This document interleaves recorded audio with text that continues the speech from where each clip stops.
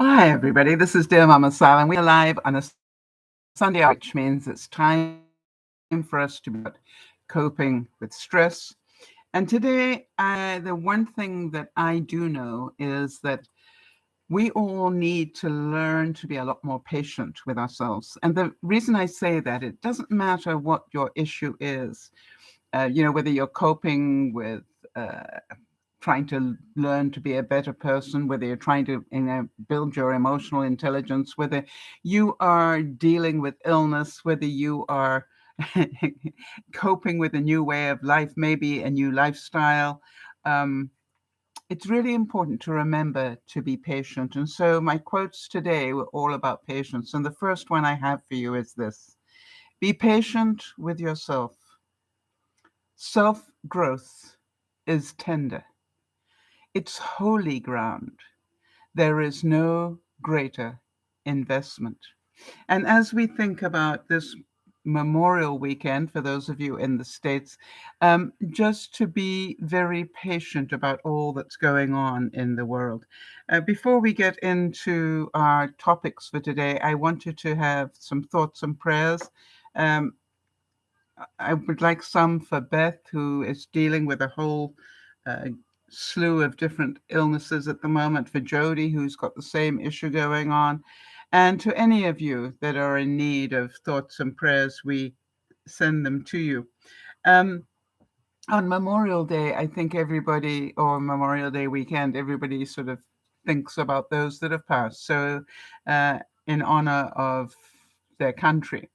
And so, for all of you who live in the States and have that weekend, my thoughts and prayers are with all of you that may have lost a family member, either in the recent or far distant, your ancestors or whatever. And just let's remember to be patient with ourselves. That, they died for what? Freedom, and therefore. All that's going on in the world maybe is a little challenging for you. I'd also like to give our thoughts and prayers for all the victims of gun violence, all the victims of mental health, and the family and friends of all those in both those categories. And because I do know that it is a difficult thing to deal with, and we grieve with all of those people, not just today, but quite honestly, every day. And my question is, why do we allow young people, or why do you allow, because it's in the States, young people to buy body armor? Isn't that the biggest red flag of all, right? Buying guns, that's covered by your Constitution. But here's something. Why are they buying body armor? If you think about that, that should be one of the biggest red flags of all. Anyway, moving on. Be patient with yourself, be gentle with yourself. Know that all things are working in your favor. If you take one step forward, the light, if you take one step toward the light of the Spirit will take 5 steps on your behalf. So never lose hope, and always remember to be patient with yourself. It's a long journey if you're lucky. And I say that way because, not everybody gets that long journey. I'd like to give my tip for the day. And Jody, for those of you who don't know, Jody is our admin. I really have to thank you for this. I have never been somebody to buy filtered milk, and you were talking about it with me privately. And I bought it a few weeks ago, and I've been amazed at how long it lasts. And so here is the tip. If you're going to buy milk, consider buying some just to taste it. If you normally use 3.25%, or if you use 2%, or even skim milk, whatever it is you normally buy some filtered milk in that category. And I want to tell you, use it for a week. And by the end of the week, the taste is no different to you. In fact, I didn't notice a difference in taste at all, although I'm sure there was one.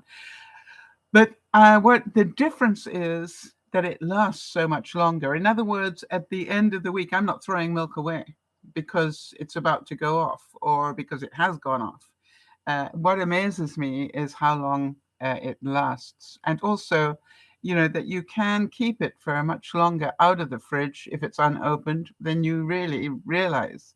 And I'm doing some experiments on that. I like this quote. It says, "Be patient with yourself. Nothing in nature blooms all the year." And so remember that. So what about filtered milk? What I wanted to know is, what have they filtered out? I mean, it's like they make a big deal. It's filtered milk. Yeah, what did you take out of it? And what they have filtered out, funny enough, is some of the souring bacteria. And so if unopened filtered milk can be kept up to 45 days if stored, in a fridge. Think about that. Presuming your fridge is about 7 degrees. I don't know what your fridge temperature is. Hi, Jeannie. Jeannie's thank you very much for the compliment. She's saying she likes this color on me. Be patient with yourself. You are growing stronger every day. The weight of the world will become lighter, and you will begin to shine brighter. And I want you to think about that as well, which is, do you give yourself enough time to acclimatize to what's going on? Do you give yourself I'm thinking about, in my case, some of I've had a change of medication. And it's really interesting because, as some of you found out on Friday, I'm still coughing. But the interesting thing is, if I'm perfectly honest about it, I am not coughing nearly as deeply. I'm not choking as much. I'm choking occasionally still, but not nearly as much as I was before. So after, I think, tomorrow will be 1 week on the new medication. So obviously something's going in the right direction. And interesting to see after another week, what am I doing? How am I doing? Am I still coughing? And if so, I'll be talking to my doctor. One of the topics for today is salt. The good old-fashioned salt and pepper, but the salt. And the reason is because when I was doing research this week on something else, I found that salt is actually very, very useful. I think some of you know that I use it to clean or keep clean. Let me just get it for you.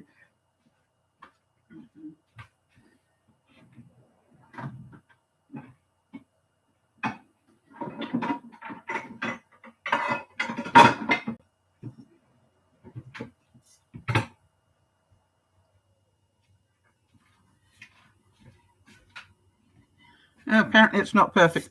I have one of these ceramic pans, and I keep it clean with coarse salt.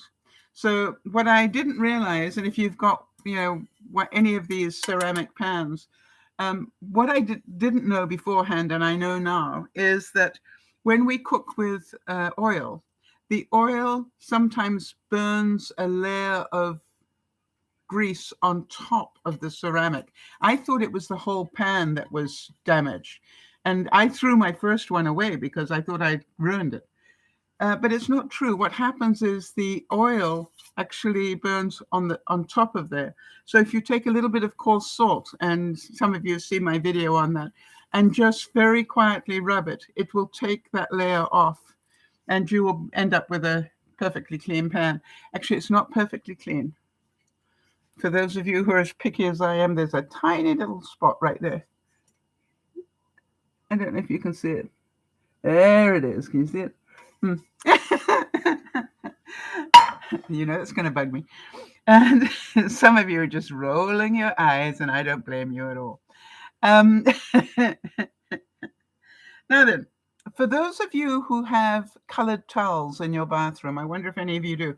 I don't know if you know, but they really recommend whenever you get anything like that, that you're going to wash a lot, colored sheets, colored towels, colored anything, it's a really good idea to do the first wash with salt in it. How many did you all know that?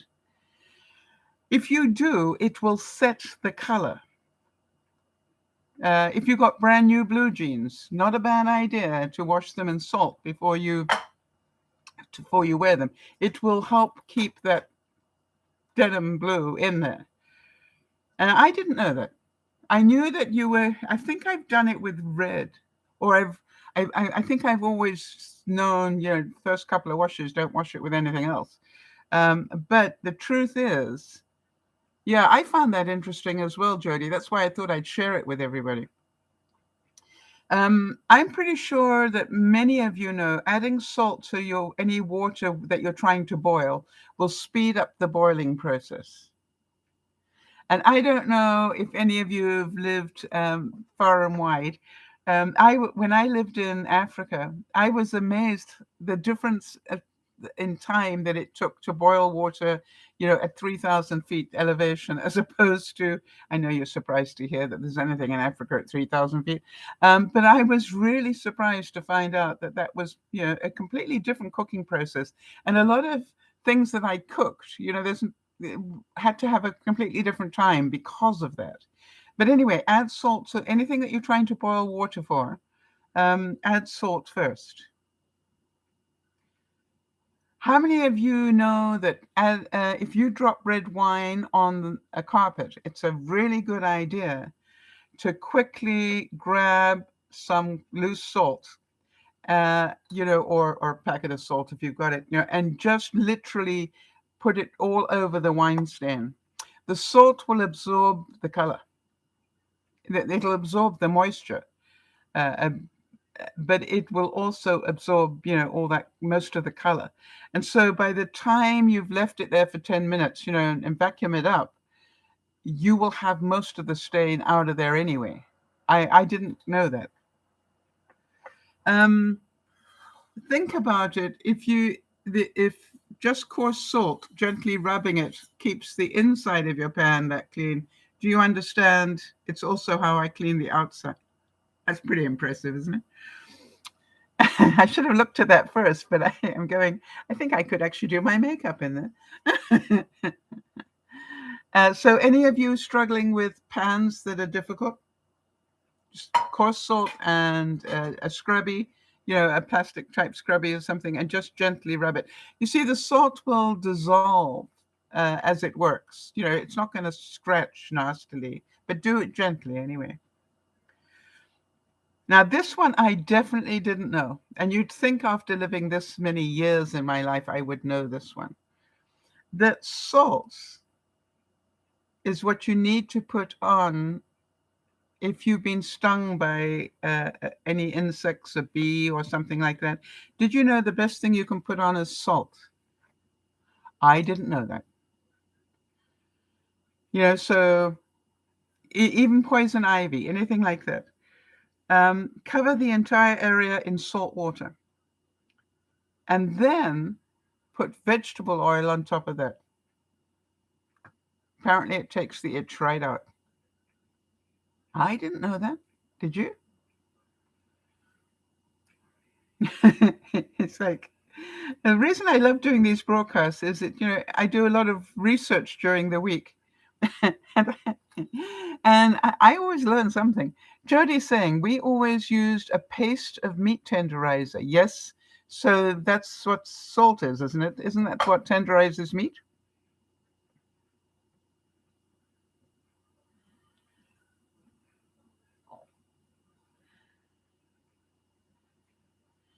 I would think it's there's something else in there as well other than salt. I'm trying to think what it is. I can't remember. All right. How about, have you ever had a sponge that went slimy on you? Didn't know this. If ever you've got a sponge where you can feel that it's nasty inside. I know about dipping it in lemon water and then putting it in the microwave, but what I'm hearing here is all you need is some warm water and salt. If you take your sponge and put it in a mixture of warm water and salt, and just squish it a bit and then leave it overnight, it will not be squishy in the morning.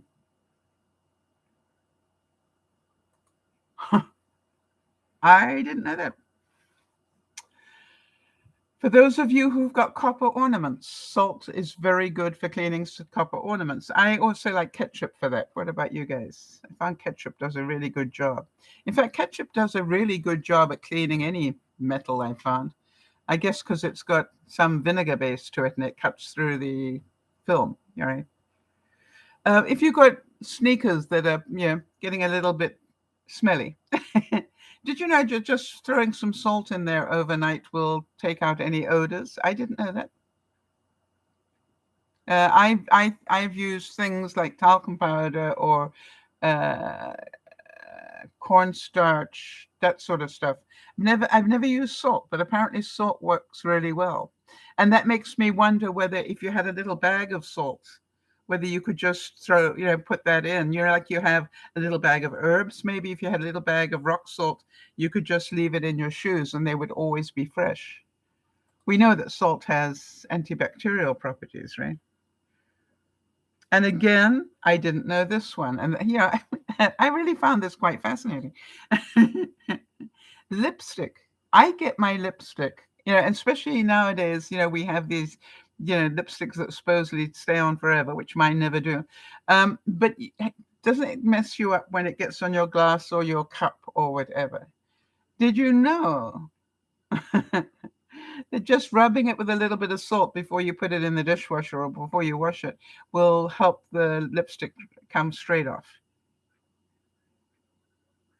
And I definitely didn't know that.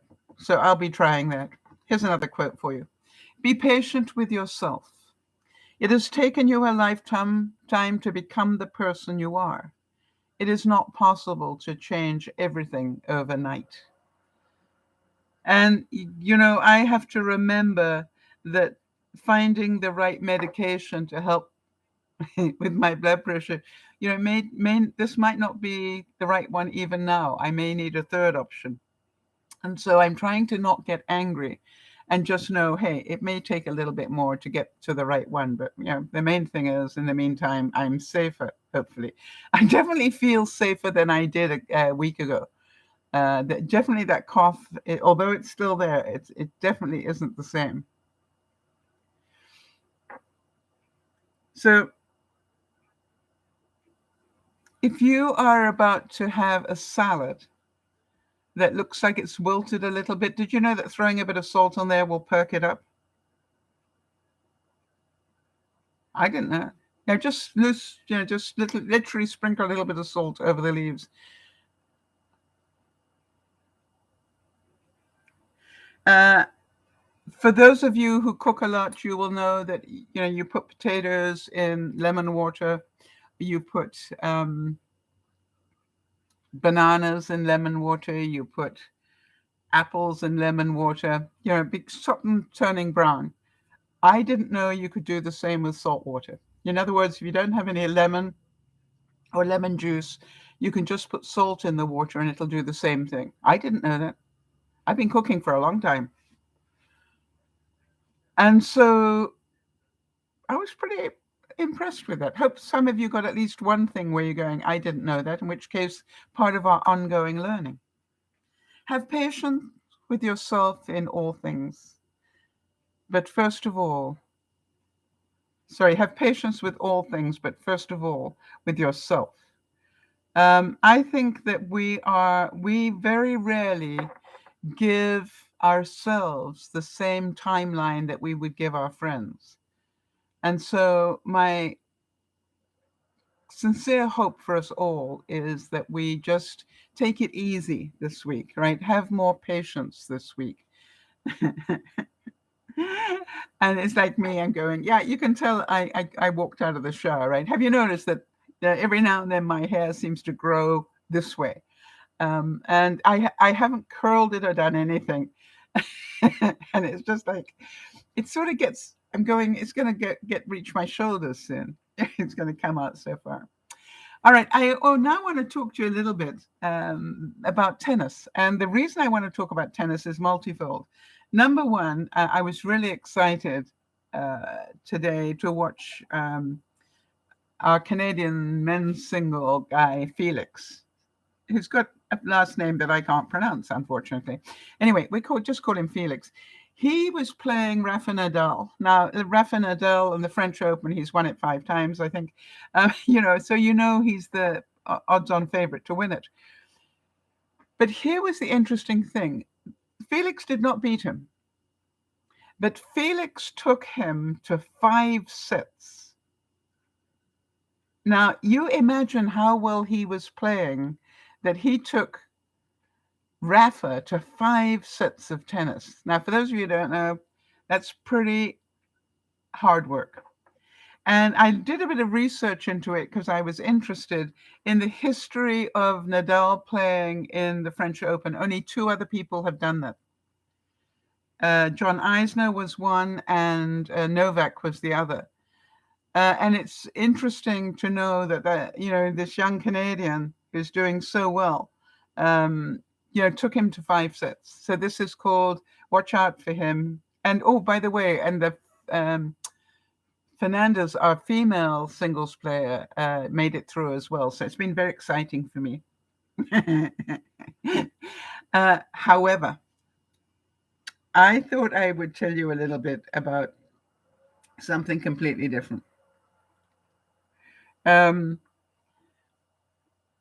I wanted to know, what do they do on a game day? I don't know if any of you have that sort of interest. How do they warm up, and then what do they do after the game? I know what I would do after the game, but I wanted to give you some of that information because I want to tell you something. It makes me realize they earn every cent of that money that they get. But before we do that, here's another quote for you. Patience is the best remedy for every trouble. How many of you know that if you've got a problem, sleep on it? Don't react to it. Sleep on it. Think about it first, right? Don't just immediately come out of your emotional side. Give it time to filter into your brain and get some input from other people. And so to me, it's a really important thing to remember to be slow to react. If you can remember to be slow to react, you will have a lot more emotional intelligence. All right, so the first thing that I found out was that obviously professional players, before you ever see them walk onto the court, they have already warmed up. And it's interesting because they warm up in different ways. And, different players have different ways of warming up. But one thing a lot of them do is to actually warm up, playing on another court before they go to the court that they have to play on. And they will play for anything from 30 to 60 minutes to get their muscles working properly. So whatever time they play on the match, they've already put in half an hour or an hour before that. Can you imagine how fit they have to be to do that? I wanted to know, who do they play against? When they're warming up, who do they play against? Because, I would want to know that. And what I found out was that if they're just on what they call a training day, it's not they're about to compete. They're just having a regular day in between, and they're just putting in some action. They quite often play against the lower ranked people to give them an opportunity to play against a better player. I like that. And so they will warm up, but they'll play as somebody who's coming up through the ranks to give them that experience of playing a top tier professional.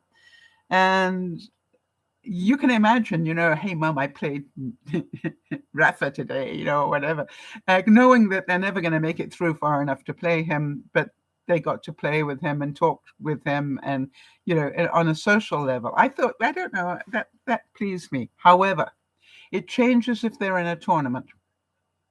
If they're on a tournament, they will play with each other. The top 10 people will warm up against one another. Why? They need that level of tennis. All right. Does that make sense to you all? For them to play against a lower ranked person when they're about to go into the semifinals or something is insane. They need to play against somebody that's going to hit as hard as they're going to get. So I thought that was interesting. Now, the reason I asked about that was to myself was because I just watched I've got this new favorite tennis player, the 19-year-old Carlos from Spain. And he's doing so well, it's just mind-blowing. But I watched him today, and I'll talk about that, but I watched him in getting into the group of 16, the final 16. And that match took him 4 hours and 23 minutes. Now, Remember, he's already warmed up for an hour, possibly half an hour to an hour. The match itself, at high stress, at high impact, at high everything, 4.5 hours, give or take. Does that make any of you tired just thinking about it? And when you see the stretches they have to do to get balls, and the reaction they have to do, and the way they run, and the pounding on, that I'm going 4.5 hours. It made me tired just thinking about that. And so I said, being me, what he does when he's finished the match. Any ideas? Any guesses? When they walk off the court, what do you imagine somebody does after they've warmed up for an hour and then played for 4.5? And remembering that they've probably got another match tomorrow. What do you think they do? Because to me, I would have thought, forgive me for this one, they probably obviously visit the washroom was my first thought. But I thought, and on the way there, they probably, grab a bottle of, some energy drink or something. But, I thought, and then they probably collapse. They're not allowed that luxury. I didn't know this. So if any of you don't know, listen to what they do. These top guys, right? Listen to what they do to wind down from a serious match like that. And all those matches are serious. The first thing they do is, after they've obviously gone to the washroom, they need to, is to go to the stationary bike. And they bike for as long as it takes for their body to calm down. Jodi's going, this fascinates me. I was fascinated, Jodi. So I thought, hey, I can't be alone. Even if you're not a big tennis fan, it's interesting because I'm sure a lot of the athletes in other sports, do this. So they get on a stationary bike and they cycle for as long as it takes to get the body to completely calm down. So cycling keeps all the muscles going, all right? But it's not impact, all right? So it gives the muscles time to come back to their normal sort of working system, but without that impact of being on clay or hard court or grass. And they wait until their hormone levels are normal. In other words, the body is not in fight or flight mode anymore. It is, it just comes down. I remember when I was a professional speaker, I knew that I could not get in my car and drive, that, I couldn't get off stage and immediately get in my car and drive somewhere, right? Because my adrenaline level would be way too high. And so I knew that I would need about at least half an hour just to sit and chat with people and, do whatever, before I got anywhere near my car. Because, it's not a good idea to be driving with that level of adrenaline pumping. So after they've been on the bike and they've calmed down, I thought, well, then they go and lie down, right? No.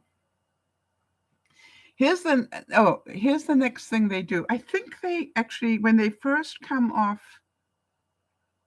hang on a second. I think when they first come off, they do sometimes, they grab something to drink, right? Because they lose a tremendous amount of water.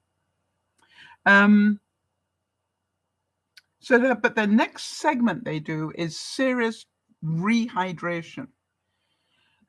They lose, I believe that some of those tennis players can lose 5 to 10 pounds playing a match. There's some incredible amount of weight. But if you really think about it, it's probably not surprising. They're playing at incredible speed and mental and physical agility, and sometimes in the blazing heat.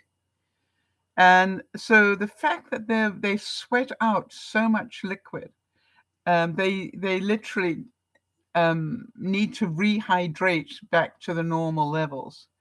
And what I heard was they drink huge amounts of waters and electrolytes. They have a protein shake, or he does, Carlos does, a protein shake that is 3-to-1 carbs to proteins and amino acids. So they're refeeding the liquid into the body. All right. And because they will have lost so many proteins in the work that they've done. So I found that incredible. And I thought, well, then he gets to lie down. You know, it's like, hello. Right? He's done half an hour. He's done 3.5 hours or 4.5 hours on the court. He's done the bike thing, and now they've loaded him up full of water. Now does he get to lie? No. The next thing, you've probably heard about this with football players. I didn't know this was true of tennis players as well. They then go into those hot and cold baths, into a spa and then into an ice-filled bath. Hey, have any of you ever wondered why they do that? You've probably seen it done in movies and things and thought, ew. Do you know why they do it? I didn't. I do now. The reason they do it is because it causes the blood vessels. Obviously, if you think about it, when it gets into freezing cold, all the blood vessels will constrict, right? Ugh, it's cold, right? But when they go into the hot tub, now they relax. All right, and then they freeze them up again, and then they relax again. And so it's called it helps increase the diameter of the blood vessels and also helps drain any toxins that are in the system from what they've just done. And it allows them to improve the autonomic nervous system. So good thing to know if you're trying to look after your immune system. And then finally, it relaxes their muscle tone. And then they get to sleep, right? No. No. Then they get to eat. And obviously what they're eating is to make up for what the body lost during the game. But of course, it has to be very measured in terms of what they're eating and how much of it. And it needs to be just the right amount because maybe they got another match tomorrow, so they can't load up on, stuff. I had the pleasure when I was with Benji one time to go into the Seahawks cafeteria for the players. And I want to tell you, I don't know if any of you happened to watch the video I did with that, but I was amazed at what was in their cafeteria. The salad bar was to die for. All right. They had a complete line of salad bar items. Why? Good stuff for the players to eat. But even the cooked stuff, the only things that were available were things that would be healthy for them to eat. And so, when you're training every day, your food options are the right ones. All right. They're not full of nasty things and so forth. And I want to tell you, I had really quite an interesting time trying to find the food I would want to eat, because a lot of the stuff that they had, I didn't want to eat, or I couldn't eat because it had garlic in it. But, it was very interesting to see what their cafeteria looked like. So then he's eaten. Hello, Kimmy, good to see you. He's eaten, and now does he get to rest? No. I don't know about you, but when I was reading all of this, my eyes are rolling. I thought, this poor kid, he's done the warm up. He's done 4.5 hours on the court. He's done gone and done the cool down cycling, and then what does he get to do next? Physio. So now they're checking his whole body to see how much damage was done. I noticed just in the game that he was playing just now, something went really strange on a ball, and you could see, he ended up overstretching on one of those recoveries. He got to it, of course, because it's him, but he overstretched, and even the commentators were saying, I hope he hasn't done an injury, because you could see from the angle of his body. And so what he will do is go to physio, and the physio guys will work all their way through his body to make sure there's nothing that is still sore after all that he's done to calm down, nothing that is still sore and needs more attention and whatever. And think about it. After that, he gets a good night's sleep because tomorrow there's another tournament.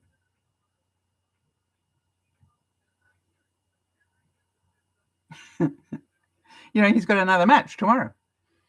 I don't know about you, but you imagine doing that every day for a week, that routine. Bit tiring? Yes, Jody's saying it's practically unfathomable. That's what I thought, Jody. And think about it, the top tier guys who do all the rounds, right? They do first round, second round, third round. The fourth round is the qualifying for the quarterfinals. Then the quarterfinals, the semis. So those that get to the finals have played 7 matches. Full-scale matches. So every day for a full week, they are going through stuff like that. Now, what they do is they try and make sure that those top-tier people have a resting day in between, right? The reason that the matches take as long as they do, or the time to play them all, is they need to be able to give the top-tier players time to rest. So they all have, I think, at least one rest day in that journey. But you're going, I'd sleep the whole way through that. Here's a nice quote. It says, the more you know yourself, the more patience you have for what you see in others. Make sense? If you have more patience with yourself, you will have more patience with others. So now what I looked at is, okay, fine. So they've done a whole week of this, let's say, for instance. How long do they have before the next tournament? What's your guess?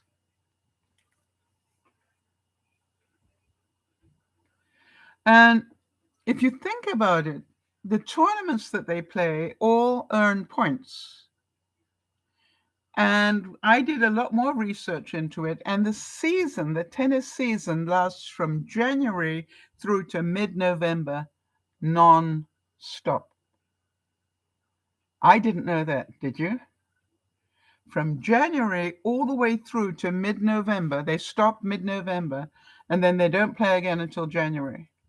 I didn't know that either, Jody. Now think about it. You're one of the top players, and you're not feeling too good.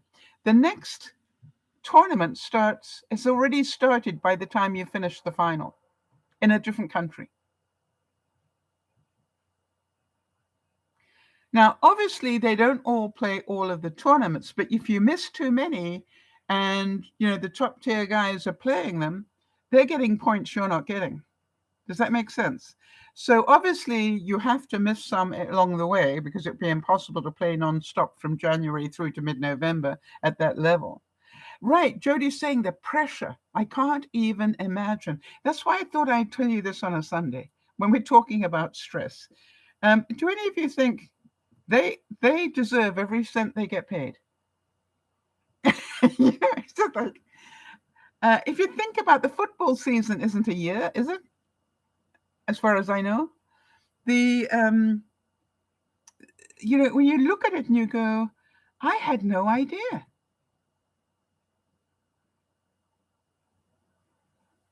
It's just like, no. I think the football season, because you have the baseball season or the football season, right?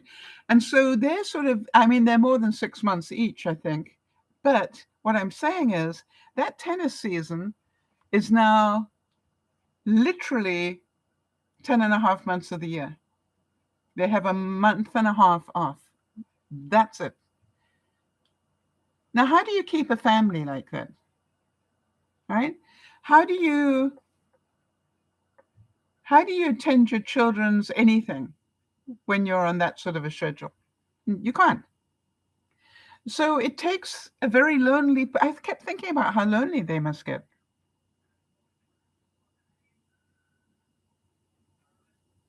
And it's no wonder they marry other tennis players, right? On the circuit with them, because that's about the only thing that makes sense. Um, so, so to me, it was just like, I am such a lazy little so-and-so by comparison. I know that comparisons are odious. I know that quote. But really, when you think about it, that's what it takes to be a top scoring tennis player. And then I looked at Rafa Nadal and I thought, yeah, we know he's the older player, I think, on the circuit. How old is he? He's 35. And he's way over his expiry date in terms of top tier tennis, right? He should, he could still be playing, but he shouldn't still be in the top players. And then I thought, when did McEnroe retire? You see, this is what happens to me during the week when I'm thinking about broadcasts. I go, because one question will lead me to the next one. Any idea at what age John McEnroe, and probably I think almost everybody must have heard of John McEnroe, what age did he retire at? And I was amazed again. It was full of amazement this week. I was amazed to find out that he retired at 43, or I think it was 43.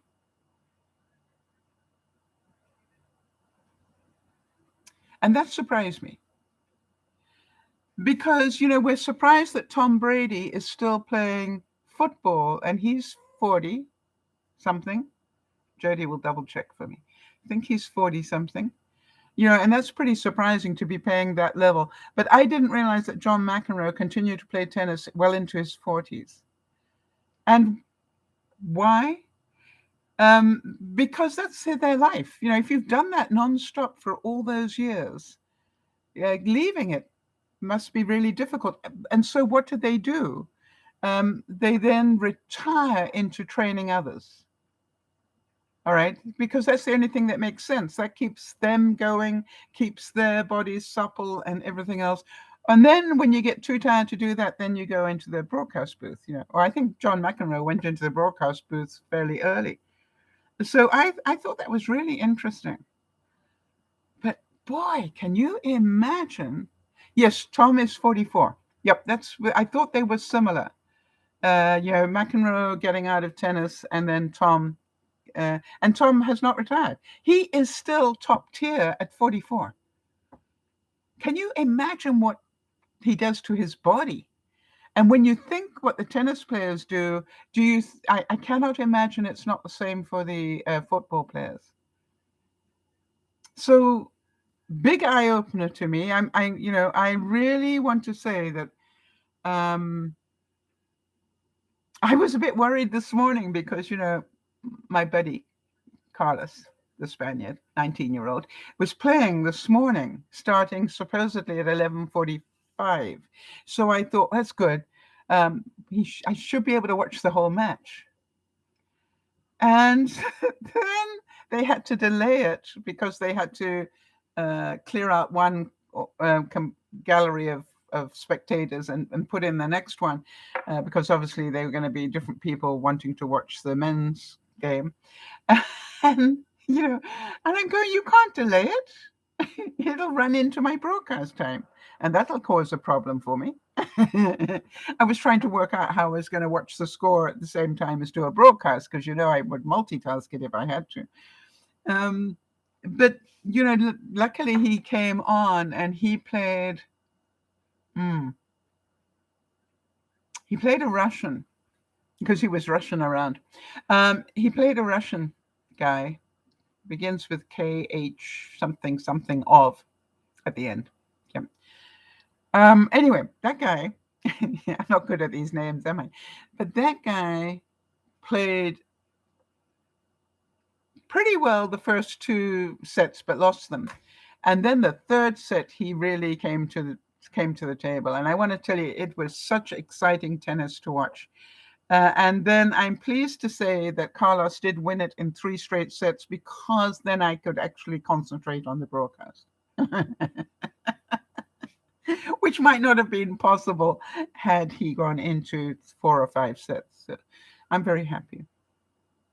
2 things define you: your patience when you have nothing, and your attitude when you have everything.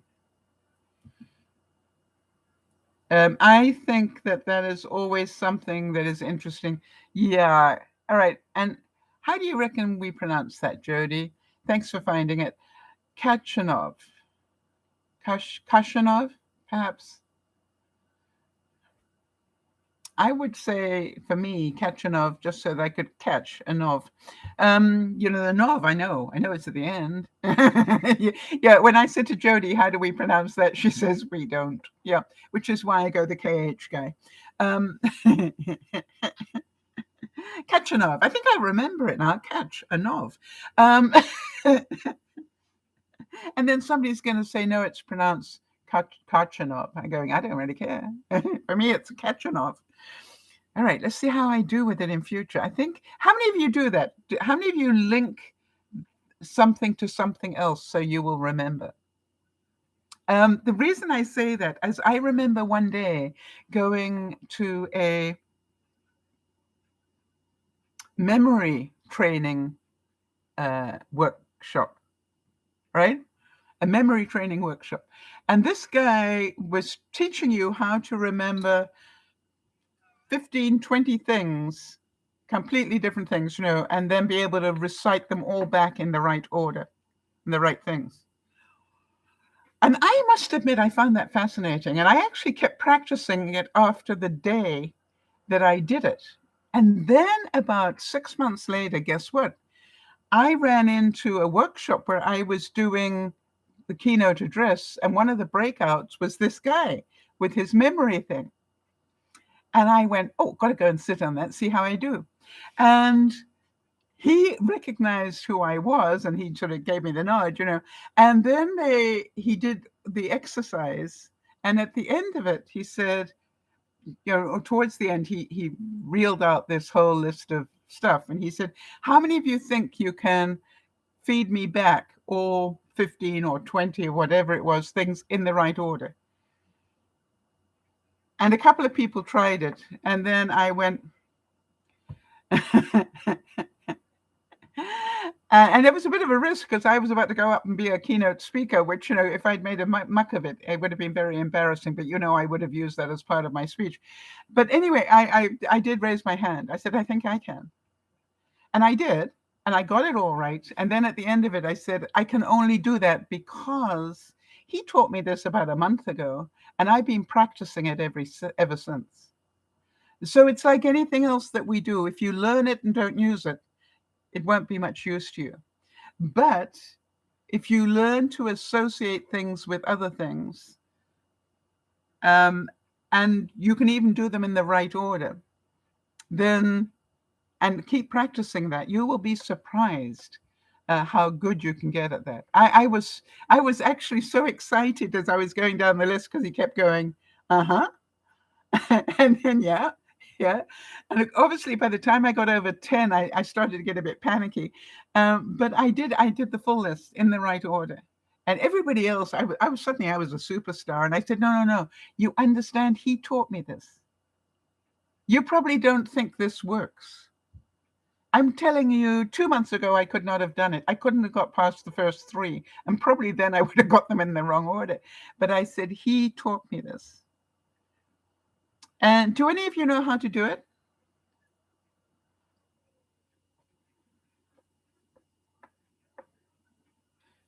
And I just wonder if anybody's interested to know how to do it. All right, let's just do a quick one and see, think about this. So the first thing is number 1. What thing do you associate with 1? All right, I think what most of us said, it looks like a tree. And so you think about 1 is the tree. And now what I want you to do is think about a tree. All right, that's number 1. Now, if you want to remember what was the first thing, you hang something on the tree. Does that make sense? All right. And so then 2, to me, looks like a swan. So whenever I think of number 2, I see a swan. But what I see is whatever the item is on the back of the swan. Number 3.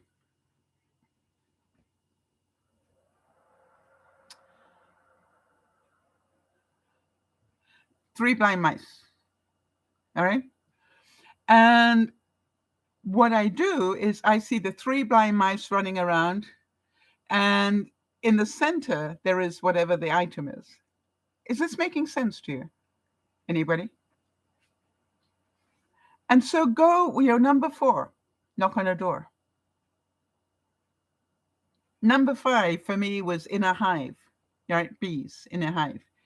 Number 6, pick up sticks. So I'd be making a bonfire, and on top of it, I'd put the 6th item, right? Number 7, go to heaven was my thing. So I saw things floating up, with angel wings. Number 8, close the gate, right? And what I did was I'd put the item into the next field and then close the gate behind me. Number 9, make it shine. Number 10, it's a hen. You get the idea. So what you do is you get the item in your head that you can link with the number, and then you play with whatever the item is around that visual. And what you need to remember is that the mind remembers pictures far better than it remembers words. All right. So that's why they say a picture is worth 1,000 words, because you can get 1,000 different items. I used to teach children history, although it wasn't a subject I was very good at all in my time, but that's what I taught them. And the way I would teach them, some of you have heard me say this, I would talk to them about a battle or something, but I would not go through all the boring facts on its own. I'd be drawing a picture as I told them about the date, and I'd always write the date in a certain place. And then I'd say, okay, we had the 2 teams. These are the 2 people that were fighting, like a football game. Here are the 2 teams, and we put those up next. And so we got the date, the 2 teams. Where were they? Which part of the world were they? And then I'd link things, to, okay, they were in the States or they're in Canada, and one was one side of the river and one was the other. So we draw in the river, and we would create this absolute picture. And what I would do is every week I would get the students to give me the picture. Can you give me the picture? And at the beginning, when we were first doing it, the whole room of them would give me different parts of the picture because they would remember it. But by the time we'd finished learning it, they could all draw that picture. And when they went to do their revision, they didn't have to read a whole lot of words. They just looked at the picture and made sure that they knew the order to draw the picture in their minds when they were sitting taking the exam. Clever? So if you're trying to teach anybody anything, draw the picture. How many of you have noticed that I try to teach you things drawing a mental picture? All right. It's like the tennis player coming off the court. Does he go and lie down now like I would? No. First, we take him to the bikes. So you understand? And so you just keep building the picture. And how many of you remember after the bikes, where did he go?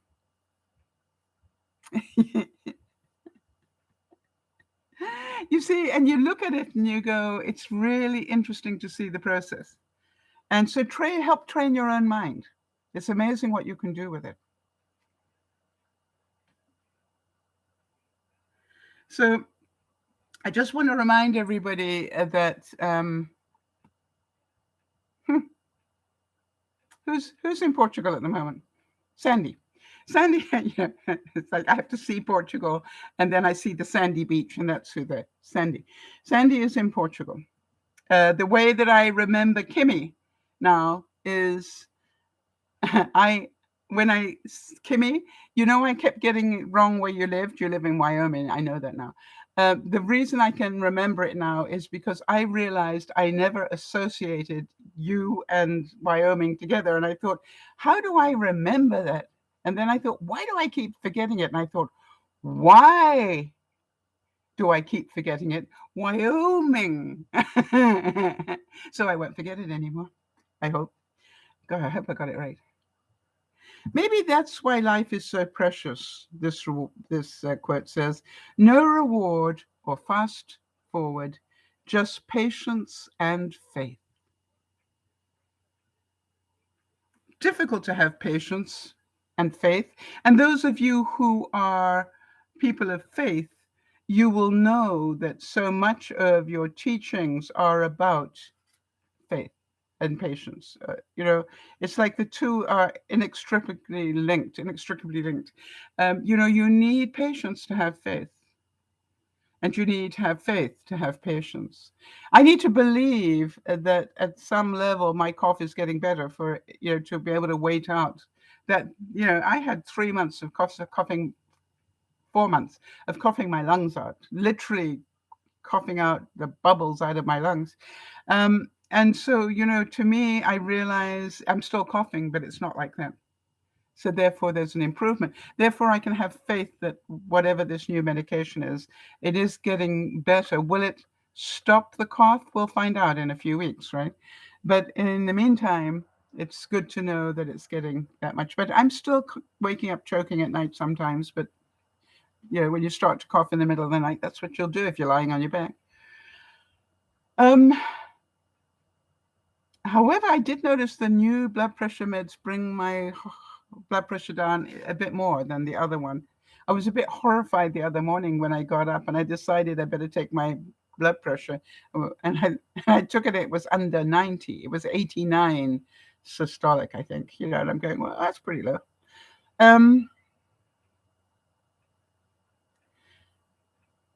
Here's a nice quote. It says, be patient with yourself as you evolve. Small, healthy choices make a big difference in the long run. Small, healthy choices. Jody, I keep thinking about you and the diet that they put you on prior to you going for your stomach bypass surgery. And, that picture stays in my mind the whole time. They did it very slowly. How long did that process take? You were on liquids for 3 months. So from the time they started to control your diet to when you went in for the operation, was that 6 months of learning how to eat less and less and less and less?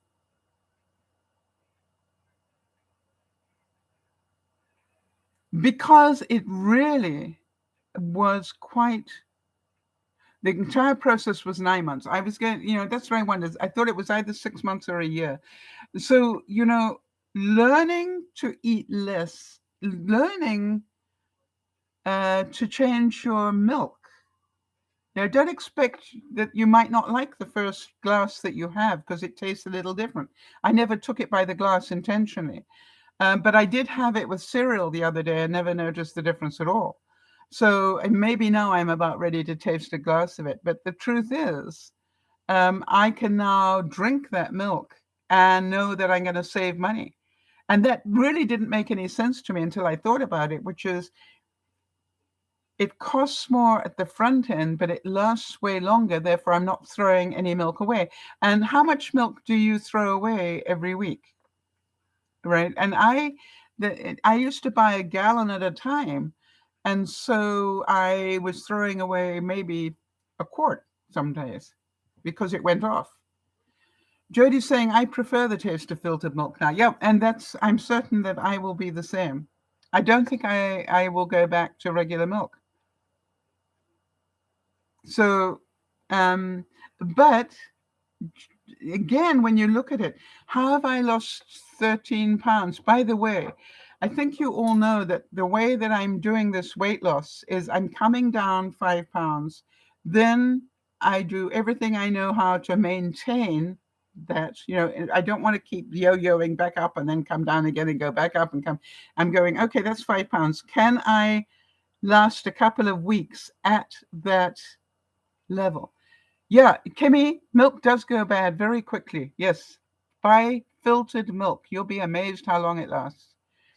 Anyway, so I think they call it superfine filtered. What they're filtering out, by the way, is the stuff that makes it go bad. The bacteria that makes it go bad is what they filter out. Now, it's probably good for your digestion, so make sure you continue to eat yogurt and things.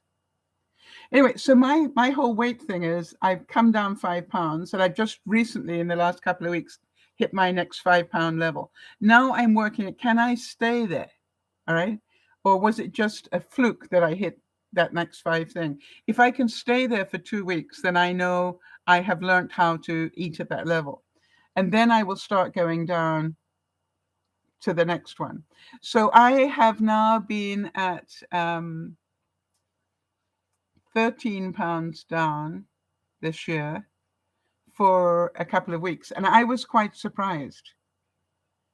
I was quite surprised that I had maintained it because I had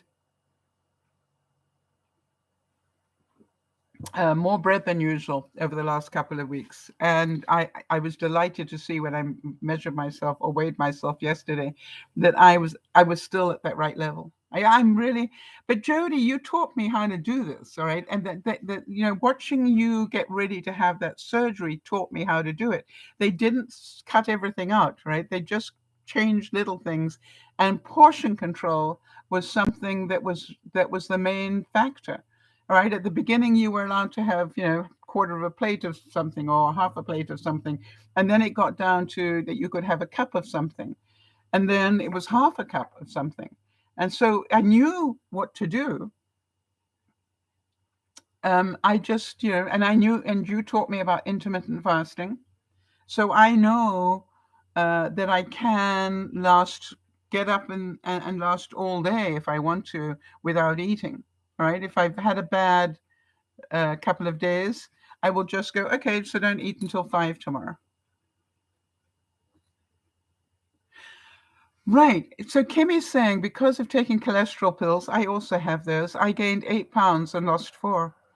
I've been going up and down. Yes. So you may want to just adjust something in your daily eating habits that will help you keep there. All right. Or a bit more exercise will help you keep there as well. But I found adding more fiber helps, although that causes other problems. But, it's all a case of, find out what you need to do. If I've put on more than a couple of pounds, I will start really looking at my fiber intake. So remember this, right? Be patient with yourself because there is no greater investment. How many of you understand that the patience, I said to you, my goal is to become overweight, not obese. All right. That was the whole thing that I said to you. I started that 2 years ago. Well, I'm nearly 20 pounds down on that goal so far, but I've got still a long way to go to become overweight. It depends which graph I look at. But, I feel a lot better. I feel, I feel stronger in some ways. So I know I'm doing the right things. And I said to you, I'll be happy when my stomach is less than my boobs. All right. And as you can see, I'm really starting to get this come down. All right. It's got a long way to go until I get a figure, but it's definitely come down. I was pregnant by the look of it. So to me, it's just like I've learned a lot, and I thank Jody so much for it. And it's amazing what I have learned. For those of you who are watching on Friday and want to know how did those where are we? Did I finish them all? No, not too late. Remember, we made these little soup, condensed soup filled mini tarts. I want to tell you again, the first batch I made, which was last week on my own, I made a batch with butter chicken that were really great. These were beef, barley, and vegetable. And They not only were very tasty, they also are quite filling. So, and that's the other thing I'm looking at, right? 2 of those is a meal for me. You see, and that's the difference. However, on Sunday is today, I am having my steak and caramelized onions and baked potato because that's what I do. So I ask you, I don't know what it is that you're struggling with. For some of us, we're struggling with, what happened with the uh, war in Ukraine. Be patient. Be patient because it's all going to take as long as it takes before it's over. And there's not much we can do about it except support, whoever we can, whichever side you choose to support. When you look at the shootings, those of us who don't live in America have little patience for you guys because it's so obvious. If you want to stop mass killing, you don't let people have mass killing weapons, right? What human being needs to have a a, a mass killing gun? And then something happened to me on Friday. And again, this is why I love doing the broadcast. Sometimes when I'm talking, things come to me that I hadn't thought before. It's part of the way my mind works. When I was talking to Jeannie on Friday at one point, I said something, and after the broadcast, I went, yeah, I had never thought about that before. And what it was that I said that I have been giving a lot of thought to, in the time when the founding fathers said, or whenever they did when did they do the Second Amendment? Was it close to the beginning? I would imagine, as it was the Second Amendment. But in those days, when they did put in the Second Amendment, and they said that people, had the right to arm themselves, was the weapon that most military people had the long gun? And I think it was. That was the most advanced weapon there was at the time. All right. And that's what stopped me in my tracks when I was talking. Yeah, 1791. Thanks, Jody. That's what stopped me in my tracks when I was talking to Jeannie, because then I said, is the reason that America allows its citizens to have assault weapons because they could be attacked by assault weapons? Therefore, they have the right to have similar weaponry. Have any ever thought about that? Because I hadn't thought about that until I accidentally said it. And I'm going, what did I just say? And I went, yeah, it's a good point. I'd never thought of it like that. But if that is true, then should the average citizen also be able to get a SAM missile or weapons of mass destruction? Is it okay for the average citizen to have a nuke? Because you understand, if you say that the citizen has the right to have the same equipment as the military for fear of a clash, then that would take a whole different ball of wax. So I don't believe that's what the was meant, quite honestly. But I'm Canadian and I don't study this. What do you guys think? I definitely think if a 19-year-old walks in, buys 2 rifles and the big red flag and armor protection, what do you call it? Body armor. That is not 1 red flag. That is call the police immediately. And then when I hear about all that this guy had been posting online, he was using a platform that I hadn't heard of before, Uvog or U something or other, not YouTube. the letter U and something else. U Bob or you. I don't know if any of you know it, but anyway, that was the platform he'd been on, and he'd been talking about all this stuff for the longest time. Yeah, Jody's saying, I think it's a huge mistake to allow civilians to own AR-47s, etc. Yeah, assault weapons in general, I would say. There's no reason to allow it. Yes, that's not sport. Yeah, if you go out and kill a deer with an assault rifle, that is not sportsmanship. All right? That is massacre of livestock. So I think, if you go out with a shotgun or something, that was designed for going hunting. I'm thinking about the hunters. I personally don't like, my father was a hunter. Today, I don't particularly like hunting, but I know people love it. And, I think it's, more fair, if you like, than if you've only got, one shot or two. If you've got a magazine full, when you saw how many rounds of ammunition, did I read he had something like, oh, I can't remember. It was a huge amount of ammunition that he had stored up. You don't think that should have sent off a red flag to somebody? There should be a database to say, okay, he's buying 500 bullets a week, and he was meant to be broke. Where was he getting that money, I wonder? I think we got a lot more to learn before we make any final decisions. Let's get all the facts together. Don't mind telling you, I have been praying every night over and above the family and friends and everything else. I've been praying for those policemen who stood in that hallway and did nothing, who listened to the chain of command and didn't go in when they knew they were meant to go in. And why? Because the gunman was shooting at the door they'd have to go through. Well, that's what you signed up for, buddy. That's what your training is. The training is go in and save as many lives. You put your life on the line, as the guy did in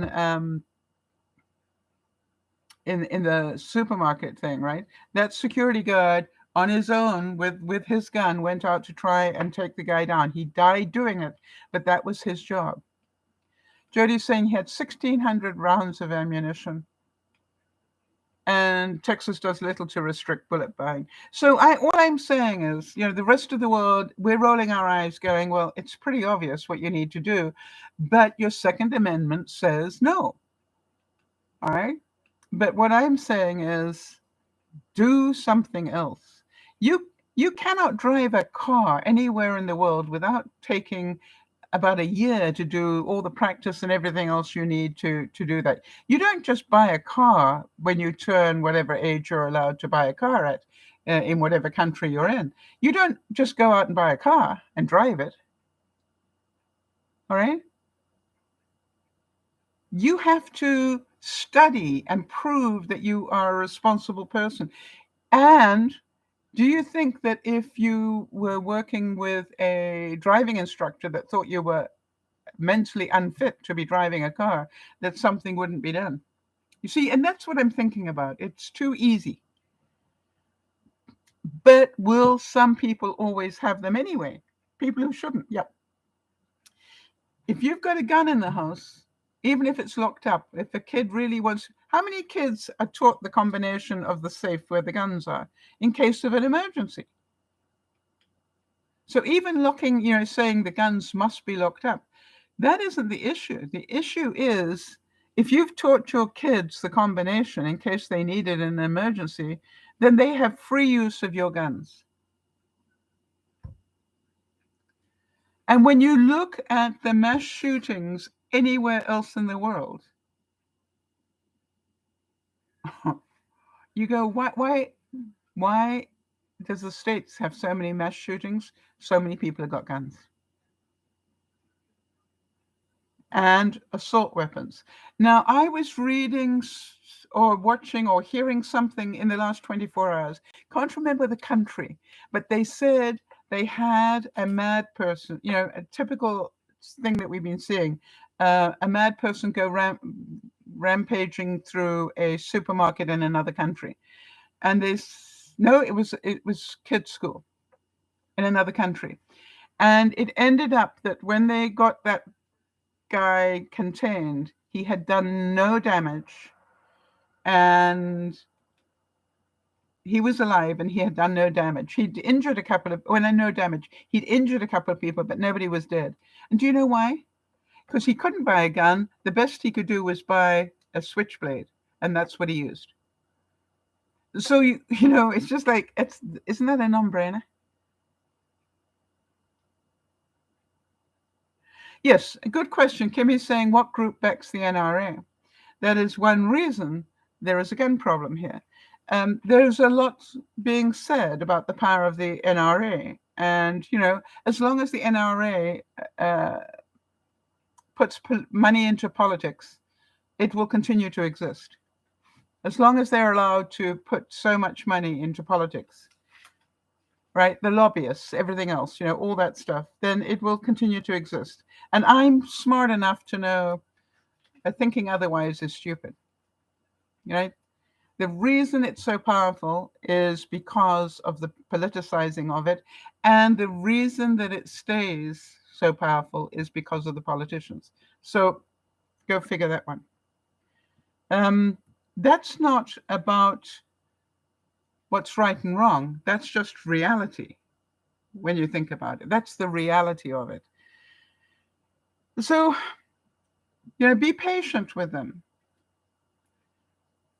We all, I don't know about you, I firmly believed when Sandy Hook happened, that's it, they'll get it now. And they'll put tougher restrictions in. Wasn't it Clinton that put in a no assault weapons ban? Didn't Clinton do that? I'm sorry, it's the wrong country for me, but I thought that that's what Bill Clinton did. And then we won't say who, but somebody else reversed it. Okay? And the thing is that if you look at the statistics of how many mass shootings there were once that period was where there was no assault weapon to be purchased by a regular person, your mass shootings went absolutely plummeted. Think about it, people. And if you are, if you are in a red state, for example, that backs the NRA and assault weapons and things, you need to be heard. You need to phone your representatives and tell them. All right, tell them. Understand the Second Amendment, but do me a favor, get rid of those assault weapons. It's not just the children.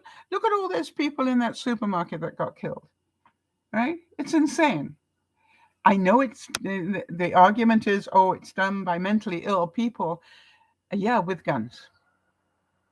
All right, so think about it.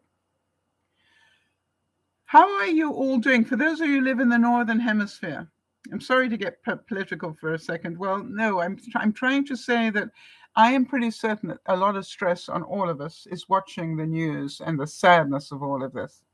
And I quite honestly, it's like watching the war. All right, the sooner that's over, the better. And, you can't help but feel for the politicians trying to deal with the war and with the weapons problem and with everything else. I don't care which side they're on.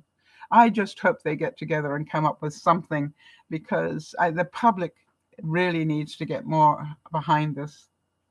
They need to make changes. Yes, Kimmy, I agree. But until the majority, I thought the majority of Americans agreed on that. I thought the majority, if the polls had shown that the majority of Americans actually do want assault weapons banned again. But it doesn't suit gun makers, does it? How are we all doing with temperature? Kimmy, did I see you say you're expecting snow again? I want to tell you, it was on my to-do list for me to bring out my summer clothes and get them spruced up. And I don't mind telling you, they're still under my bed. Now, I am wearing a tank top underneath this, but, I still need the tracksuit, because it is not, I think it's up about 60 degrees in American terms. But you know, and I will say that my furnace is not kicking in, but except it has kicked in a couple of times at night.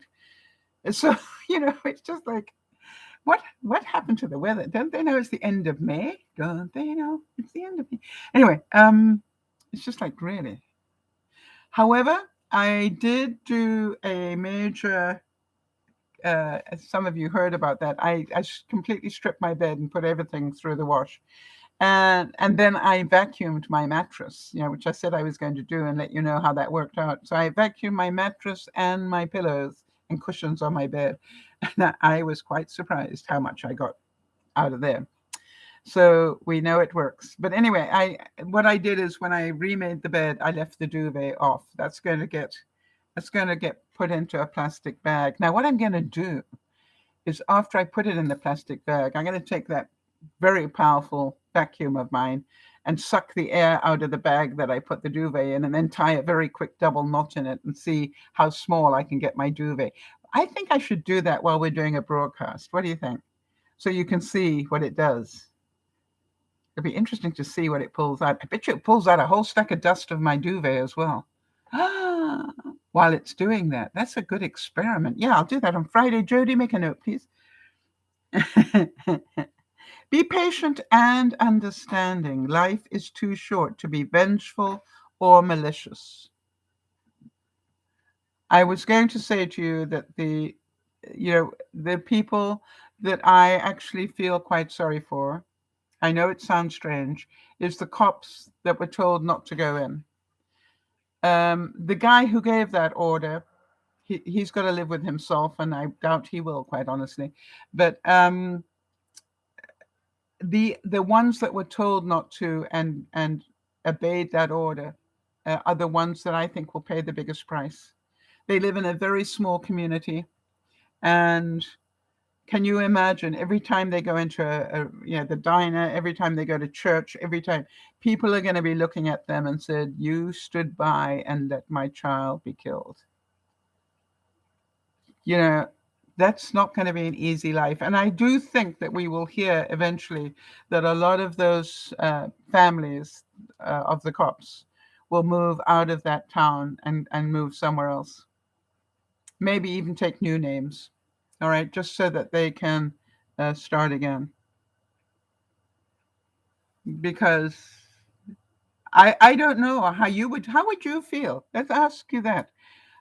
How stressful would it be for you to go to your church this week and sit next to a cop who, when bullets were flying, did nothing for your neighbor's child? Uh, allowing for the fact that we believe in kindness and all the rest of that, which we do, how would you feel if you had to sit next to that person? You see, that's what I'm thinking about. Or if you were in the grocery store lineup behind one of those, would you be able to keep your mouth shut? Yeah, Jody's saying she doesn't think she could sit there. No. What about on the grocery lineup, Jody? Could you stand behind without saying anything? Um, I know, you know me. I've got pretty big mouth and opinions. I know as much as I know I shouldn't. I think I'd find it very difficult not to make some snide comment like, "Yeah, you waiting in line the way you waited while the children were getting shot."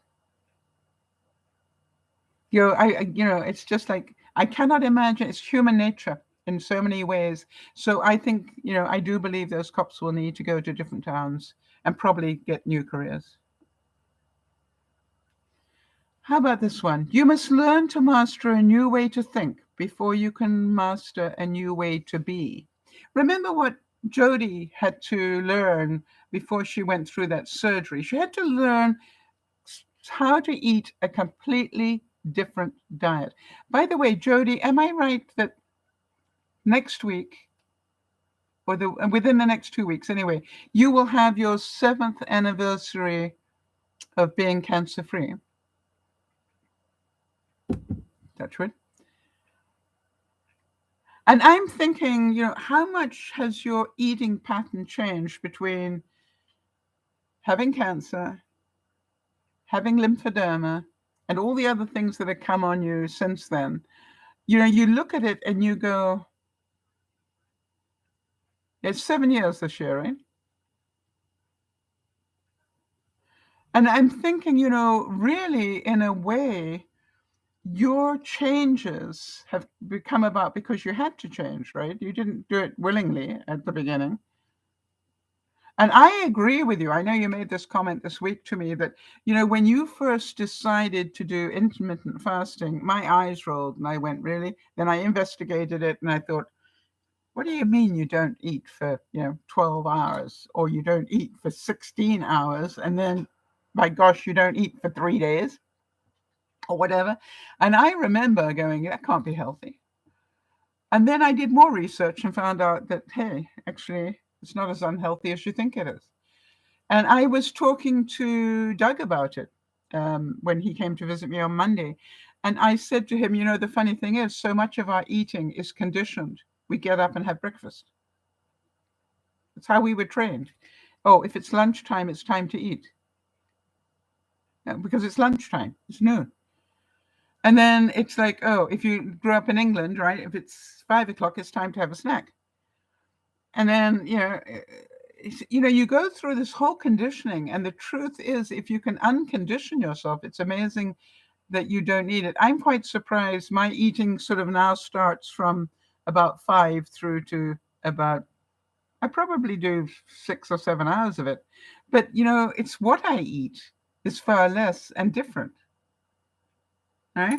As I said, to me, because I know this has got protein and vegetables and carbs in it, this is, like a complete meal.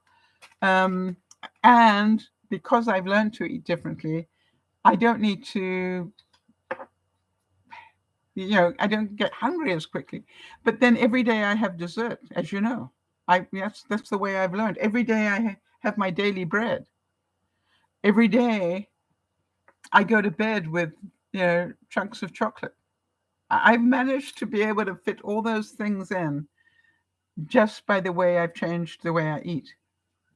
So I still eat bad stuff all the time, but I'm losing weight, and it's wonderful. Be patient with yourself. You're growing stronger every day.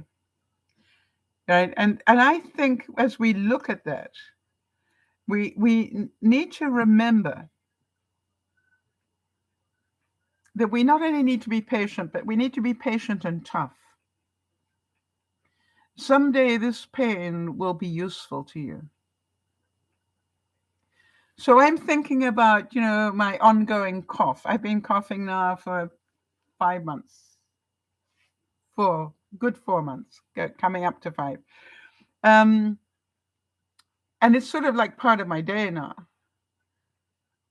But what I'm learning is I didn't know I was allergic to whatever this is in these medications. So I need to find out what it is I'm allergic to. And I believe it's in both the medications in different degrees. So that's what I'm going to find out. Whatever the component was in the other pill, I need to keep note of that. And if ever I go near a hospital, I need to let them know I am allergic to that component, because that's twice it's happened in my life. I'd forgotten that I was allergic to it. So I need to make sure I've got that recorded somewhere on my file, and on, in my, do you all carry a card in your wallet in case you end up in hospital? An ACE card or ICE card in case of emergency. And, I list my medications, and that I am intolerant of garlic is on there. So, I will now need to add this to that list, because whatever that component is in there. Yeah, Jody's saying it's very important. Yeah. Yeah, that's true. Kimmy's saying, who knows what's in medication? Actually, you can research any medication. So I could actually, but what I'll do is I'll go to my pharmacy, because they will know exactly what's in. I find pharmacies are very helpful like that. You go, because when they went to give me this new one, the pharmacist said, I just need to warn you of something, Sal. And I said, what's that? They said, it is possible that you will still have a cough with this one. And I said, why is that? And she said, because it's got some of the same in it. And therefore, it could be one of the ones that's, you're allergic to. So I said, good to know. So I wasn't surprised, but I really do say that my coughing has been a lot better. I got a better cough now. And I've noticed that, I'm trying to keep track. Am I only coughing when I eat? Or am I coughing even when I'm not eating? And the answer is I'm coughing at different times for different reasons. So it's not about eating that does it.